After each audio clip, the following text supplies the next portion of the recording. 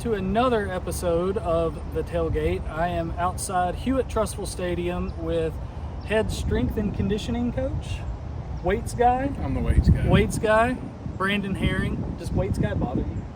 No, I like it. The way that happened was I was in school one day and some state administrators came through the hallway and one of our teachers introduced me to, I mean like bigwigs, right? Yeah. Suits, ties, whatever. Right. And they introduced me to them as he's the weights guy. And so it just kind of stuck. So I like it. So now the next obvious question is we have to name the teacher. No, I'm just kidding. Please don't name the teacher. That's funny though. So It's actually happened more than once. So. Well, you just got to embrace it, and Well, let's talk about strength and conditioning a little bit. I mean, you played at UAB, offensive line. Yeah. Coached there for what, 5-6 years? Yeah, I was a graduate assistant in 2000 and coached tight ends 01, 02, 03, and then coached offensive line 04, 05, 06. Okay, and then you went from there to Sanford. Yes. And you were there a good while. I was there from 2007 to 2014. So all those seasons. With Pat. Yeah, I went with Pat when he took that head job. Wow. What was it like being with him? Oh, he's awesome. He was. I heard he's great.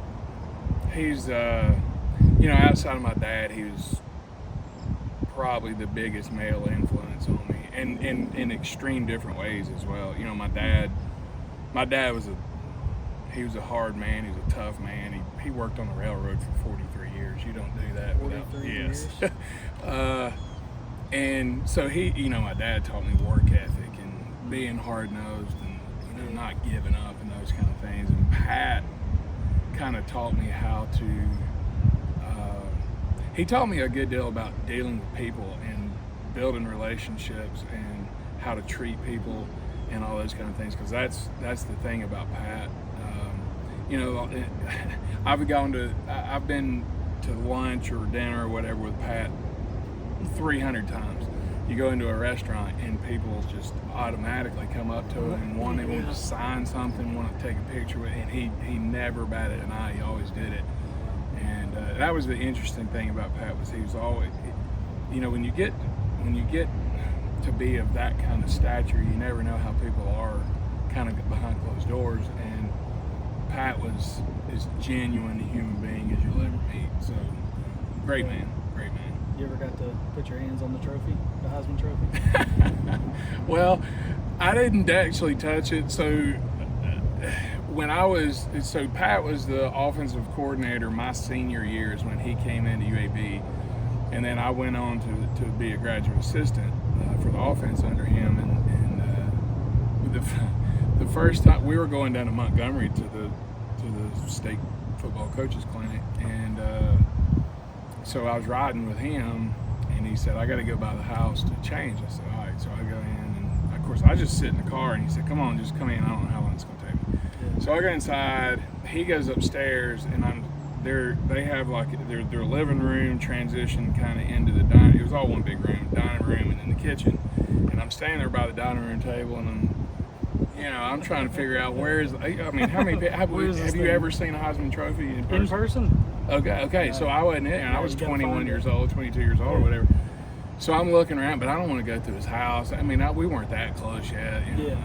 So I'm standing there, and I'm not kidding. I had my hand on one of the chairs, and I'm like looking, and I look back, and right to the side of me there was a bookshelf in the kitchen, and there was a bunch of cookbooks, and the trophy was sitting in the bookcase with a cookbook leaned against it, and I was like, what in the world?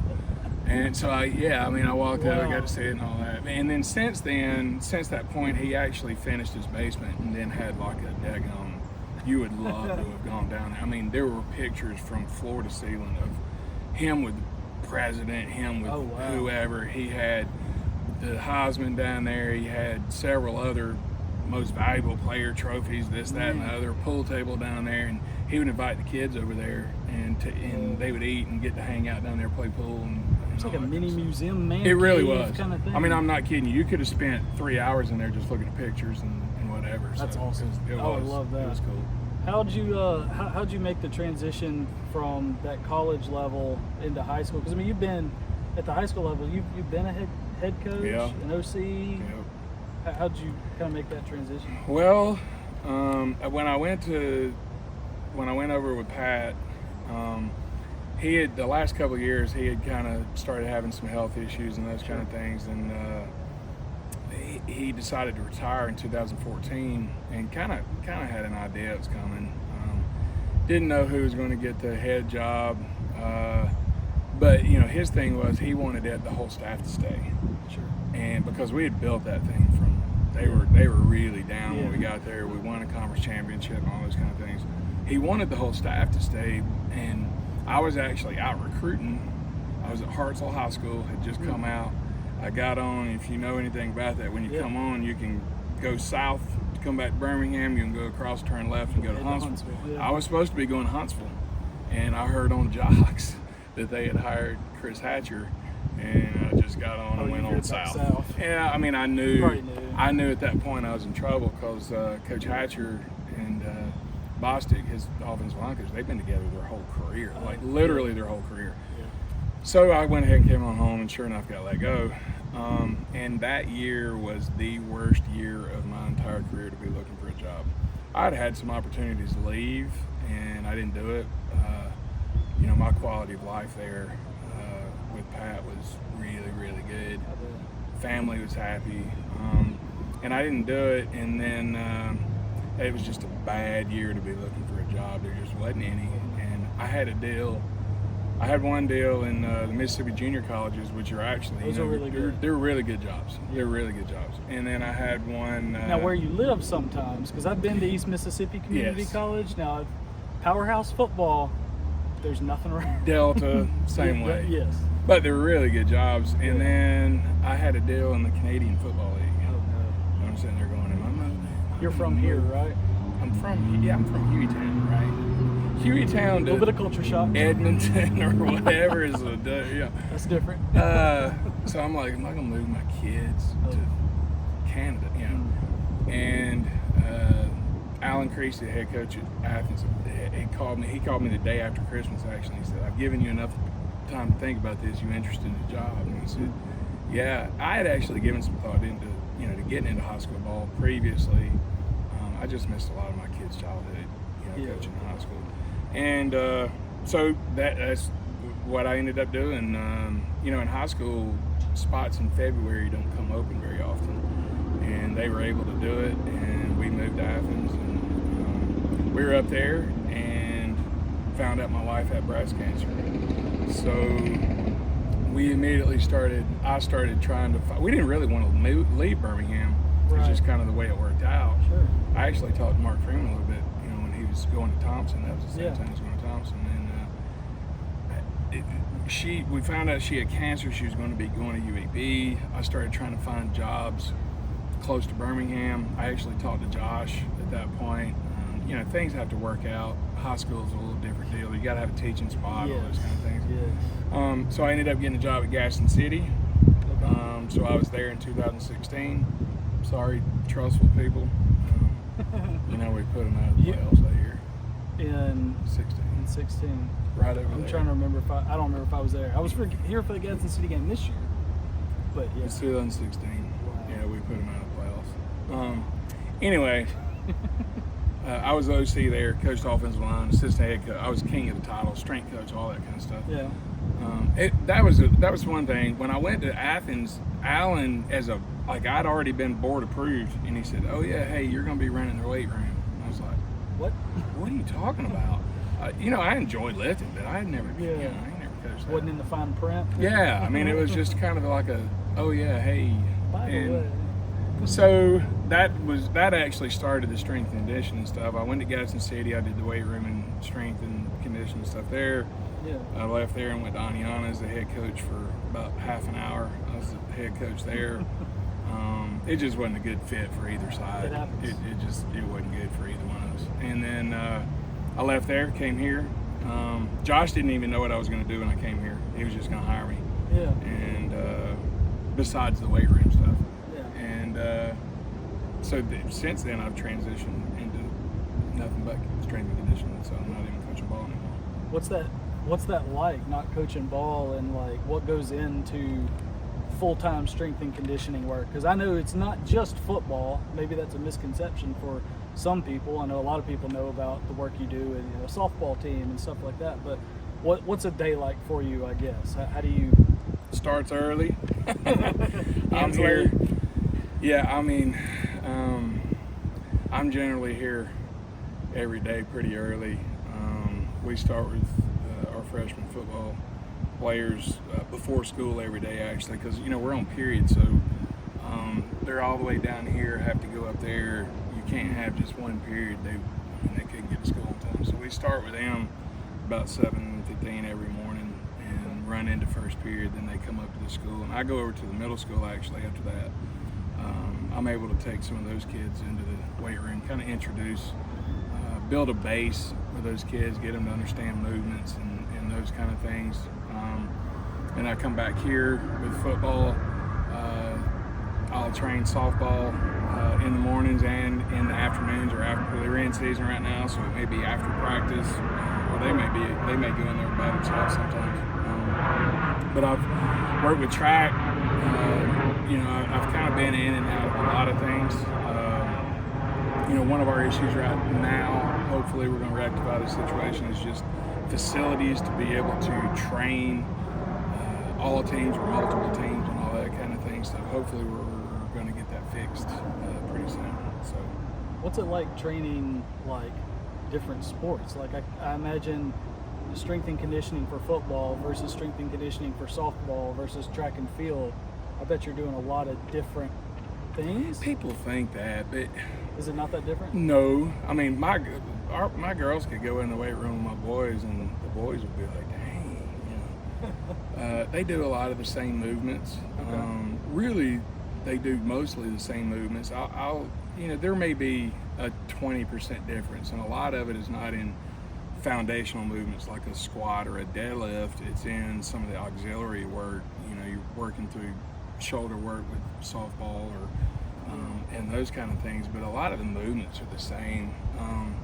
You know, now training males versus females is a little bit different. I guess the big thing with training a male is this: boys they have no fear to do anything. They will, if you put 75 pounds more than they can bench press on there and say try it, they're going to try it. I'm gonna try it. Okay? It's like a double decker. So they will, it's the majority. Of course, you can't say in absolutes, but boys a lot of times are not afraid to strain. They will gut things out and whatever, but a lot of times they're not real good at doing things well, and they're not good at being disciplined and doing the same thing over and over and over again. You'll learn this in life too. Whereas girls, funny enough, they will do exactly what you tell them to do, exactly how you tell them to do it, every time. The thing about them is it's hard to get them to strain. It's an inverse relationship. Yeah. So that's really how, when I'm training boys, I'm trying to get them to be disciplined and do things technically right all the time, because I know they will try hard, or they're afraid to put weight on the bar. Whereas girls will kind of stay and not add weight to the bar, but do things really, really well. Right. So that's kind of, my girls will give me, in fact, one of them on our grease board in there wrote quotation mark strain and caps letters, and then put Coach Herring beside it. And I was like, Oh my it's gosh. true, yes, it's true. Wow. What is it like? Like, have you seen a difference from, I don't know, from when you got here? It was 2018, right? Yes. The softball program, obviously, since then, 18, 19 or so forward, has been maybe the best program in all of Alabama. I don't know, did you see them before that, and what kind of differences have you seen out of them? Well, they got really good players, number one. People, coaching. I'm not trying to give you the credit for the titles. Coaching's a lot easier when you got really good players. You know what I'm saying? But Taylor's the difference. Taylor is legit. She is a ball coach. Very good. Look, Taylor could walk right out there on that football field and coach. If she learned what to do, how to, the scheme and all, she would go right out. Well, because she's a ball coach. Any coach, I truly believe, any coach can coach anything. Right. Because coaching is simply teaching. So if you can teach the material, then you should be able to coach any sport that you want to coach. And it's just a matter of, are you interested in it? You might not, a football coach might not be interested in coaching soccer, right? But they should be able to go out there if they learn the intricacies of the game. They should be able to go out there and coach soccer, right? Taylor is a ball coach, so. Did she coach the flag football? She did, yeah. So she has coached. First ever state title. Again, good players. Girls went out there and just made plays, and they kind of make you look good and all that kind of thing. But Taylor's very, she's detail oriented. She can.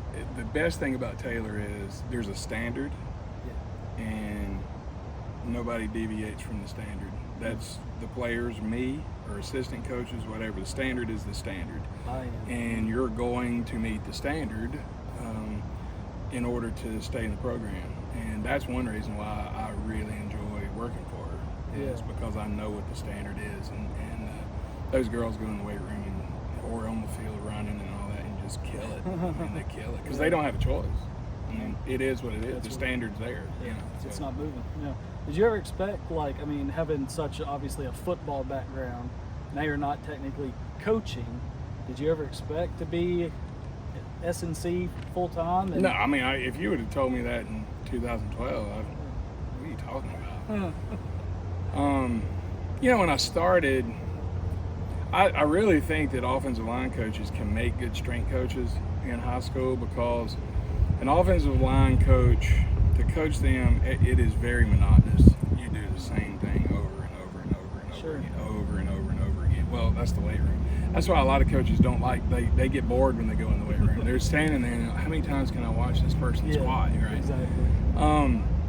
So it just kind of clicked with me. I really liked it. I also found that I got to have a little impact on every kid rather than just my position group. I don't know. I just, when I really started deep diving into it, because when I first got hired to do it, I was like, I don't know what I'm doing. Like, I ain't got a clue what I'm doing. And, I'm not the kind of guy that's going to sit there and just do something and not really, put effort into it and all that. And I just started researching, talking to people, reading, watching videos, whatever, and kind of fell in love with it. And I don't know. That's what I'm doing right now. That's cool. So. Is it hard, I guess two-part question in a way. Is it hard when you're on these sidelines on Friday night maybe to not get into that coach mindset? And after that, what do you do on the sideline during a game? Are you? I see things. I watch the game a lot. I know what's going on. Coach Boyette will ask me some questions. Coach Talsma, I'll say, he may ask, kind of what they're doing scheme-wise and all that. I mean, they know I've coached football and all that, but they're also into their job. They're not real concerned with me. I mean, look, where's Coach Aaron? Let me find out what's going on here. I mean, so I watch and I kind of have an idea. I mean, I know what's happening and those kind of things. That way, somebody does ask something, or they need some help. Coach Boyette every now and then will get me to watch something. So, because it's hard to see all five of them and the defense all at the same time. So he may ask me to watch something here and there and all that. Basically, on the sideline, I'll be honest with you, I watch our kids to see.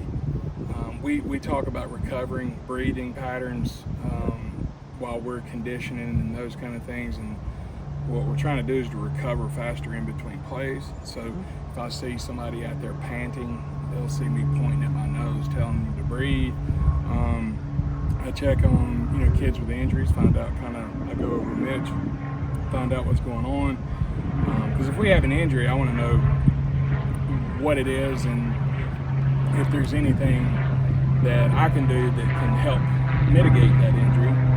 So I kind of stay on top of that. And other than that, maybe yell at a few guys or love them up or, whatever. That's pretty much what I do. Interesting. Okay. I have a personal question that I kind of want to ask. I want to eat to fuel, not to fill, and I want to get in some better shape. Eat more protein. Okay, take me through just an average 30-something-year-old man. What should I be doing? 9-to-5 job. What would you do? Well, lift weights. Okay. Any particular, just anything and everything? Well, a lot of people talk about getting into shape or losing weight Sure. or whatever. Look, all that's. I just want to get healthier. Here's the thing. What you really want to do is change your body mass index. Right. We want more muscle, less fat. Sure. So whether that looks like losing weight or not, that's what it is. Exactly. Unfortunately, these days people think you got to do cardio to do that, right? We got to go jog. Look, I would rather be kicked in the shin with steel-toed boots than go jog. I hate the treadmill. Yeah, I don't do it. I'm out. I don't want it. You want to know what I do for cardio? I do. I lift faster. You can get your heart rate up doing that. Just what kind of lifting are you doing? I mean, everything? I mean, just whatever you Yeah, do? well, I mean, I'm getting old now. I can't get in the front rack very well, so like doing Okay. power cleans and things like that, I'm out. I mean, I still deadlift, I bench press. I mean, I still lift, heavy. I mean, that's another thing. Look, men talk about, you hear these. You ever listen to jocks in the middle of the day? Well, And the testosterone commercials.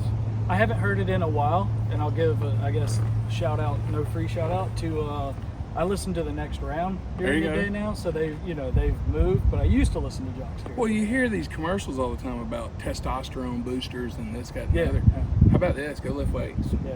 You can go look, just Google it, lifting weights and testosterone, and you'll see that it increases, right? Yeah. So a lot of that stuff is sedentary life. You sit around and you don't do anything. Right. So get up and lift. If ultimately what you really want to do, people say lose weight, you ultimately want to look more muscular. Sure. I mean, you know what I'm saying? Like, you want to look better. Well, looking better is looking a little bit more toned or whatever. Well, how do you do that? Well, I lift weights. Get up and do the work. Yeah. The thing about lifting weights is this, and I tell people this all the time, people that just start, give me 3 weeks and the soreness will go away. So if you can hack it for 3 weeks, the soreness will go away. Yep. You can go 3 months. Then all of a sudden, you start feeling okay with it. If you go a year, you'll be hooked.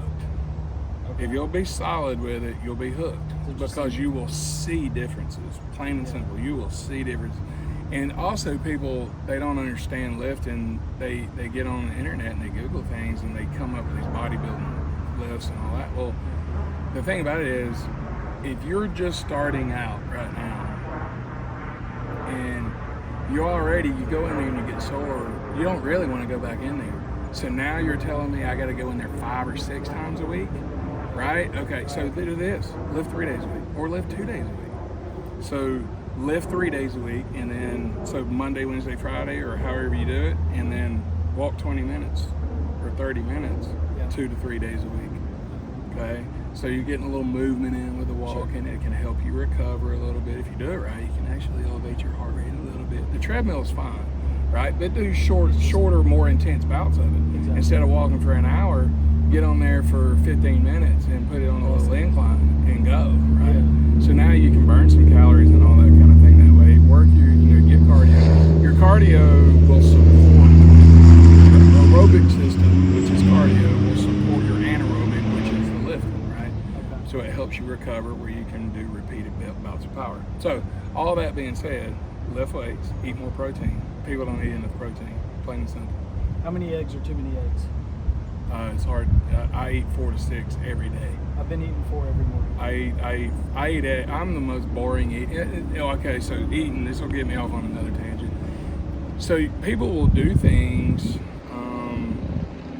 they'll do things like maybe working out, maybe jogging, maybe cosmetic surgery, maybe whatever. They'll do all those things, but when it comes to eating, they can't make themselves do at least a little bit good. Just a little bit. So a lot of times what I'll tell people is don't change what you're eating. Change how much you're eating first. Okay? If you go to McDonald's every day, good. Don't get it, what do you call it, big. Don't get the double. Exactly. Drop down to the single. Or if you're hooked on that, okay, good. Get the big thing with the big fries, and instead of a Coke, get water. Okay? So now back it back down to a normal size meal.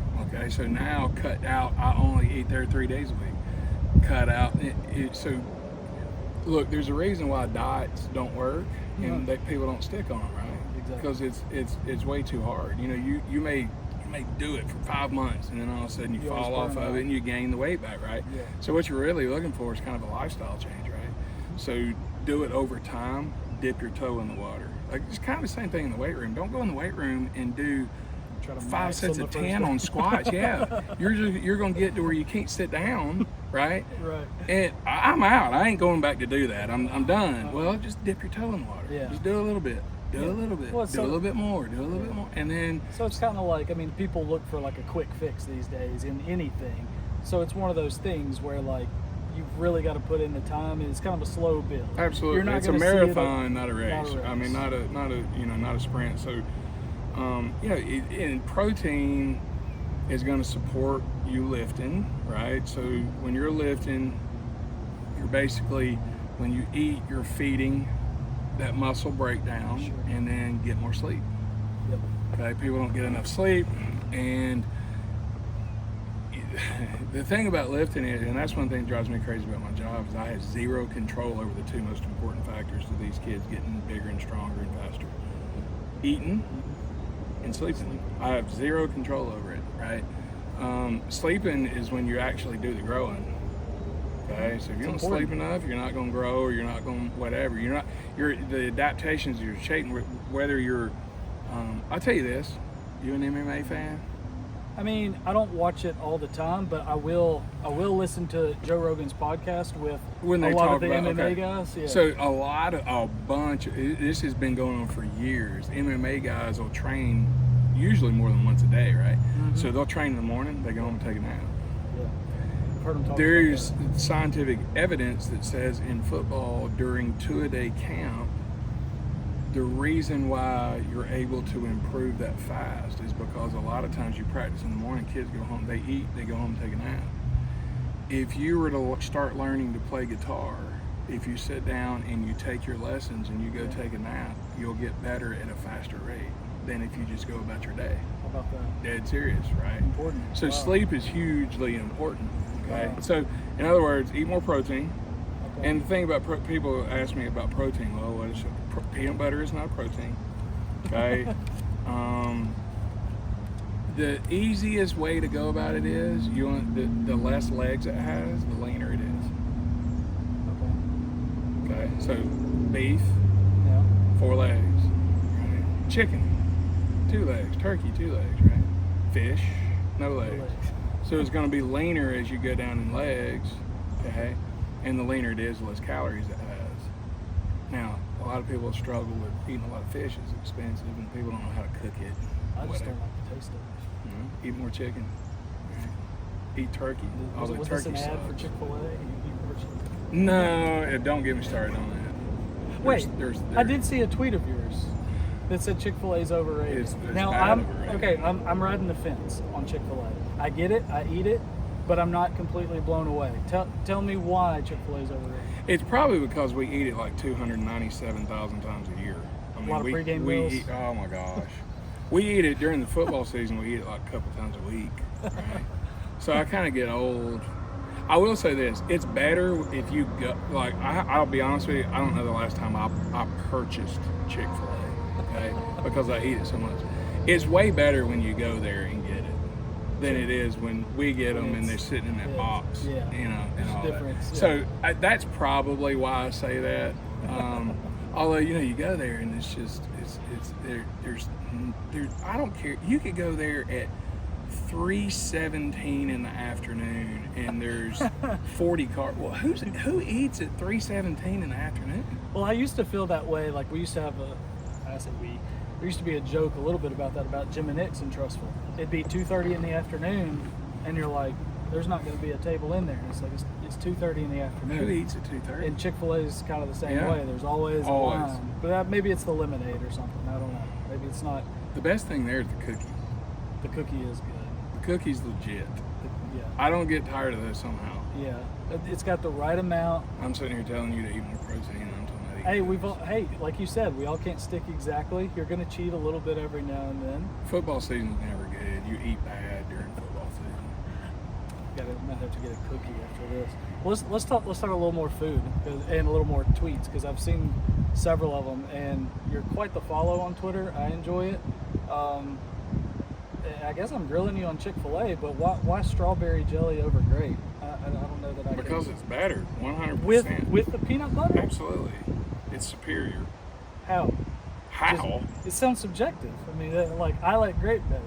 Why is that just your opinion? Well, you're weird. I mean, well, what if I say you're weird? I like the strawberry. You can say I'm weird, but I'm not actually weird. You're weird.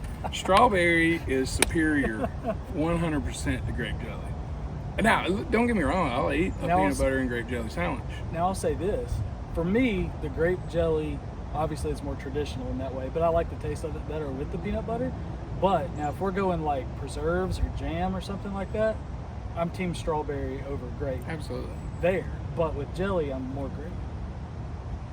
I don't know why there's a difference. I mean, I can't back you on that. Do you like grape at all?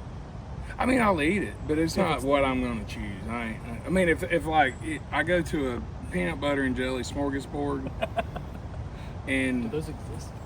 They should. Look, peanut butter is. Here's the thing. So, I tell people this and they think I'm crazy, but you know, when people ask you if you could only eat one thing the rest of your life, or you're on a deserted island, what would you have? I'm not kidding you. Peanut butter may be my go-to. Okay. When I say I am a peanut butter junkie.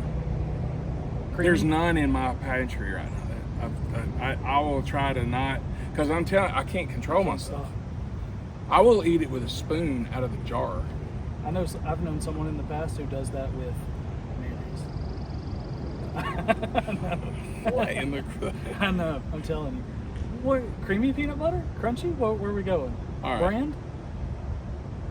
First of all, it's hard. It's hard to have a bad peanut butter. True. But superior in all ways is Peter Pan Honey Roast. It ain't even close. I do like the Peter Pan is. You ever had the honey roast? I haven't had the honey roast, but I've had Peter Pan. I've had Peter Pan. Look, leave here and go by and get it and text me in however long and tell me if it's not the best peanut butter you've ever eaten. Buy me a little Dixie spoon and just have some. I'm telling you, I will sit there and just eat a spoon of it.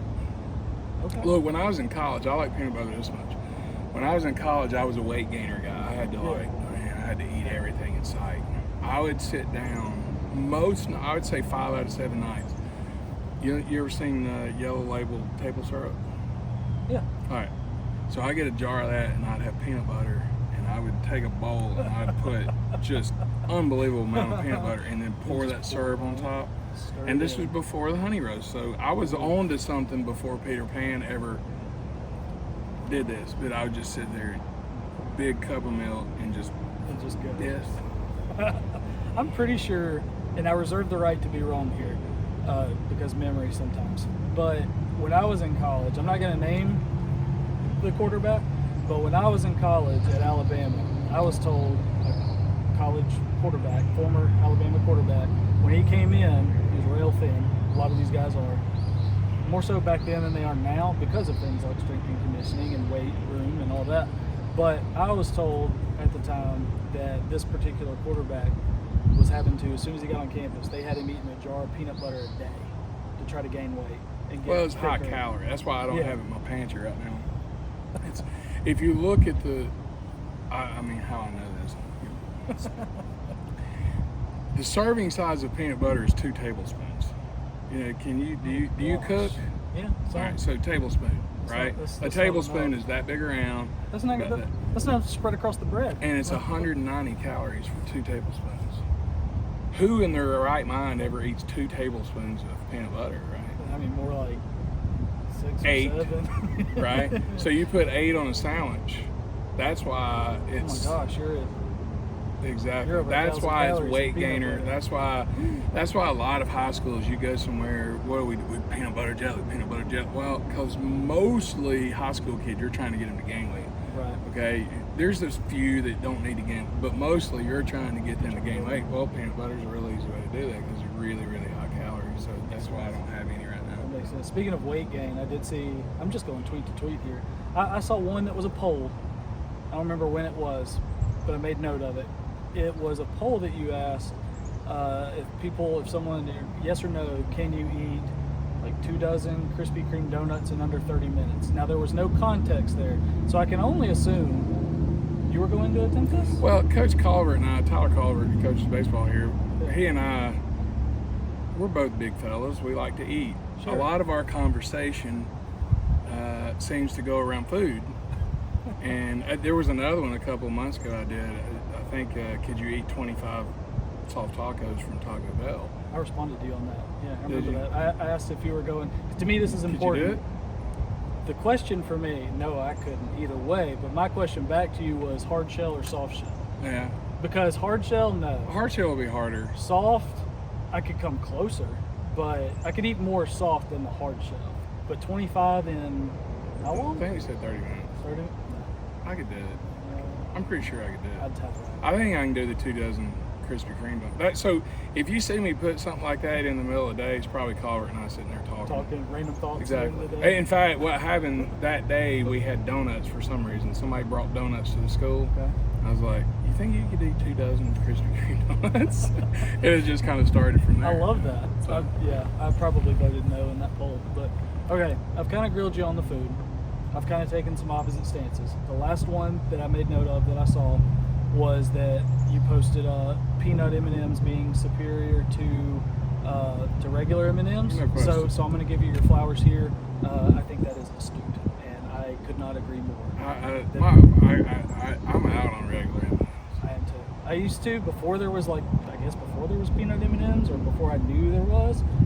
I had to get them because it was just M&Ms, right? You're a kid. And then when I got the peanut ones, I was like, It ain't even close. oh, I'm never going Exactly. back. Well, now they put out all this like the peanut butter ones. I don't particularly love those. I love the crunch of the just peanut M&Ms. Yeah. But yeah, I had to tell you that I have a lot of I agree food with you on takes. that. I mean, The food takes always move the needle. They're good. I think about food a lot. So, Well, anything else you want to chat about? I think I'm going to have to run to the store and maybe. how do you feel about turkey? All right, so Thanksgiving. I was going to say. Do you do turkey on Thanksgiving? Okay, I'm good. I'm going to anger a lot of See, people. I'm interviewing you. Okay. Turkey flip on the script. Thanksgiving. Does your family do that? We have it. We also have ham. We have ham and turkey. And I'm not naming any names in the family because I want to be invited back. And plus, I don't know exactly who's bringing the turkey, who's making the turkey. I am not the biggest turkey fan. I will choose the ham over it. Turkey gets too dry too quick for me. And honestly, I'm just going to say Now, there's people right now going, you don't know how to cook it. unsubscribe. I'm waiting on it. That's fine. But I will say this: Thanksgiving food as a whole, I find overrated. I agree. We have had in the past at some of the family stuff, we've made fried chicken. You know what I did this Thanksgiving? Because it's overrated. I smoked 2 butts we did barbecue. So we doing Thanksgiving together this year? Good. You know what I did on Christmas last year? What? We had Cajun Christmas. Oh my God. Gumbo and red beans and rice. See, I like to talk about food. I can cook too. I'm really good. I'm not just grill. I can cook. Yeah. So turkey is here's my argument. If turkey is so good, why don't you do it in March? Yes. Why are we only having it Exactly. at Thanksgiving? Once a year. It's once a year. It's a once a year Yeah. food. So, okay, this is my logic. The whole entire holiday is about food and gluttony, which is, it's okay every now and then, right? Sure. It's okay to let it loose, turn it loose, eat, okay? Well, if it's all about food, why would you eat something that's just all right? And why would you eat something that you got to put a bunch of gravy on and all this? How about a ribeye, a tomahawk Thanksgiving ribeye? tomahawks. I love Exactly. that. You know, there was one of our pre-COVID, one of our family Thanksgivings we had. You know, there's a lot of kids in the family, little kids, and they're trying to get them anything they'll eat, right? And so I'm sitting here. I'm kind of a tweener in that side of the family. You got a lot of cousins are older than me, and then it's the cousins' kids who, you know. So I'm not at the kids' table, but I'm not at the adult table, you know. And so, how old are you? Well, I'm 35 now, but this is, you know, I mean, I'm right in the middle. I don't quite fit in an age group. So there's all this Thanksgiving food that I'm just like, I'll pick at it. I'll eat something later. I don't really want it. Well, all these kids come in with buckets of chicken from what I think they got it from Jack's, and that's fine. But I was like, can I snag a tender? Like, That's so the real question is this: if turkey's so good, if you cook your turkey Yeah. and then I cook a tomahawk steak and they're both sitting there, are you gonna look at your turkey and say, "Man, I can't wait to eat this turkey," and disregard the steak? well, what I'm It ain't gonna gonna happen. what I'm gonna do is Here's the deal: turkey's nostalgia. That's what it is. it's tradition. It's all. nostalgia. It's all it is. It ain't any good. It's really not any good, but it's what you're supposed to do. Yeah.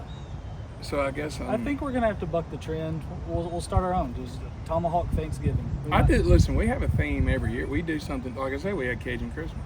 I like it. You got the alliteration in there. Cajun Christmas, tomahawk Thanksgiving. Do something different. I like it. Something on smoker. Something whatever you want to do. Cook Italian. How about lasagna for Thanksgiving? Well, I mean, lasagna is kind of a pain to make. Like when you do it right, it's a pain. Well, everything you do on Thanksgiving is a pain because You're up early and who it's all wants bad. half of that junk that they have? You know, nobody really. I don't want the dressing, stuffing, whatever you want to call it. See, now I'm a dressing guy. I like dressing. Now that's actually something I'll make Yeah. in the middle of whatever. Like I'll make dressing this weekend. I'll do that. I'll eat it. I make it with chicken and Yeah. dressing. I'll eat it. I enjoy it. So I'm not down on the dressing. I just think turkey's way overrated. It's a hassle and it's whatever. I agree with you. I think we'll end on that. Unless you got any other food takes. I The got food all takes kinds of are food fun. takes. We could stay here forever. Okay. Well, hey, we'll come up with more food takes throughout the year. We'll do this again. We'll reconvene, and we'll have some more food I'm takes. sure I'll tweet something else and you guys about that. I'll make sure I look for it. All right, well, we're going to wrap this one up. So thank you for doing this. I really appreciate it. Y'all like what all the people say. You like the video, you subscribe to the channel, click the little bell for notifications, all that. And we'll be back with another one of these next week.